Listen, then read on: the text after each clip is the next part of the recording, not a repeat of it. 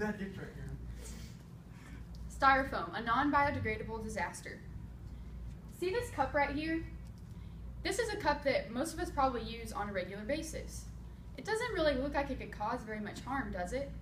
But did you know that when you throw this cup away, it goes off into the landfills where it can take up to 500 years for it to fully disintegrate? That's what Andrea Kramer says in her article, Cradle to Grave, The Life Cycle of Styrofoam, published in 2003 by the Department of Urban Studies at San Francisco University. You wouldn't believe how harmful styrofoam is to the environment and to us. Our landfills are filling up, and if we keep throwing away styrofoam like it's trash, pretty soon we're going to run out of space in the landfills. I never knew how harmful styrofoam was until I did some extensive research on it. The city of Fresno needs to implement a styrofoam recycling program and purchase foam densifiers so that styrofoam can be condensed into a form that is easy to sell and reuse. We are going to talk about the causes and effects of this problem, the barriers to preventing change, and how the city can implement a plan to solve this problem. In order to convince you that recycling styrofoam is a significant problem, I first want to discuss the causes of this problem. Styrofoam is used on a daily basis in our homes, schools, restaurants, and businesses. Fresno does not currently have any type of recycling program for styrofoam, just for other materials like plastic and paper and cardboard. So styrofoam is simply thrown away to go off into the landfills where it takes up a lot of space. I interviewed styrofoam expert Mike Avedikian on June 9th, and he says that unlike aluminum, cardboard, and paper, which are heavier, styrofoam weighs so little that transportation costs alone make it prohibitive as a recycling item, because the transportation costs more than you could typically redeem at a recycling facility. So it makes it virtually unrecyclable in its raw state. Based on this statement, the styrofoam is such a big problem because it really has no value in its raw form. There are also several barriers that are preventing any change from being done about this. Most would argue that styrofoam is cheap, easy to use, and fairly good quality for its purpose. Some people are more concerned about cost and convenience rather than conserving the environment. The article NYC Bans Styrofoam Packaging, published in 2013 in Packaging Professional, talks about the mayor's plan to ban styrofoam packaging in New York City. Bloomberg says the material is environmentally destructive as it is not biodegradable. Nobody really wants to figure out a way to solve this problem, so a lot of cities are just banning certain types of styrofoam packaging altogether. There are also laws that are preventing change from happening, as Fresno doesn't currently have any recycling program for styrofoam. So now that we've discussed why styrofoam is such a big issue, let's talk about the harmful effects of this problem. Styrofoam is causing a variety of harms to humans, the environment, and landfills. First of all, styrofoam is harmful to humans.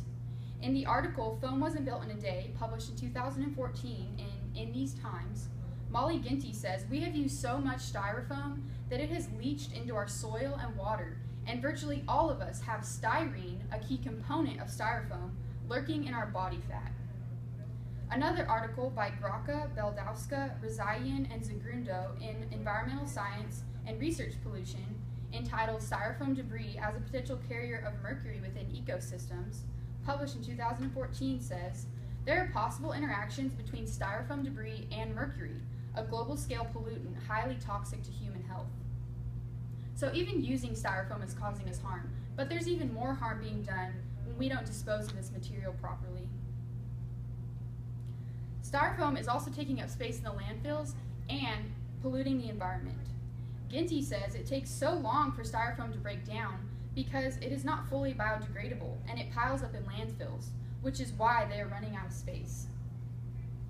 In an article by Rachel Ehrenberg in 2009 called "Styrofoam Degrades in Seawater, Leaving Tiny Contaminants Behind," studies suggest styrene units are fouling the Pacific Ocean in Science News, she says foam is breaking down in seawater as water samples that were collected off the Malaysia and US Pacific coast and in the Northern Pacific Ocean contain styrene monomers. These particles are getting into the water and remaining there for long periods of time and are even beginning to harm marine life. Ginty says Because styrofoam is lightweight, considered of more than 90% air, it can be picked up and carried by wind and water and pollute widespread areas. So clearly, styrofoam is a significant problem that could have serious effects for us and the environment.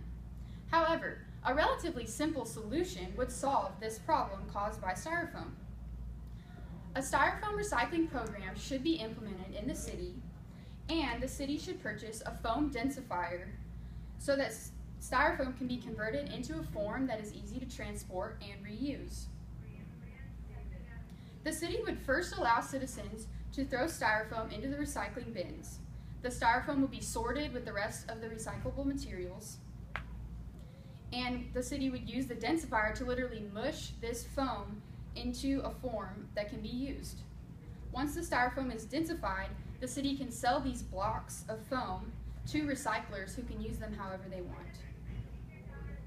Recycling styrofoam and using a densifier to convert the foam into a usable source would solve the problems caused by styrofoam. Mike Avedikian, owner of a furniture store, talks about how he bought a densifier for his business as a way to recycle the tons of scrap pieces of styrofoam used to package furniture. So what exactly is a foam densifier? I have a video here that I think will help explain.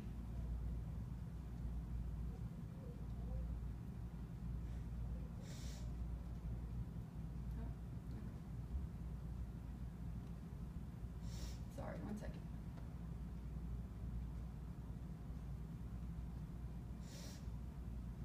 Okay, well, it's not playing, but basically, Yes. oh, it was? Okay, sorry.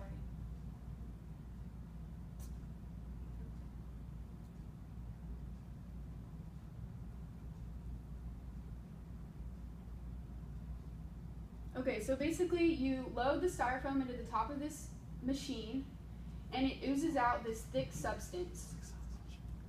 And then this substance becomes these 25-pound blocks. So basically this becomes this. So Mike says that now,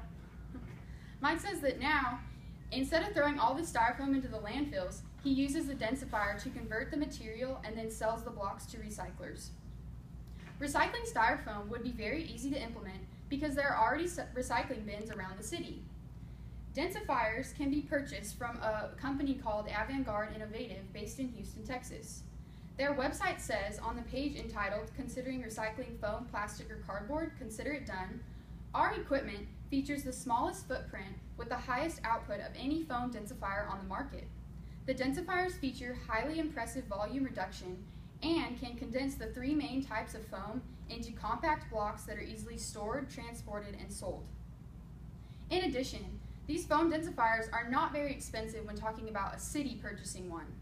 Depending on which machine you purchase, these can cost anywhere from about $35,000 to $40,000. And for a city, that's really not a lot of money. Styrofoam would be effortless to recycle because people wouldn't have to give up their use of styrofoam. But now they can recycle it in a healthy manner.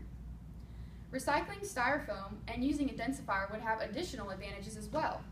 With this plan, we could slowly eliminate harmful chemicals in the environment that are produced by styrofoam. Also, once the styrofoam is recycled, it's no longer the citizens' issue.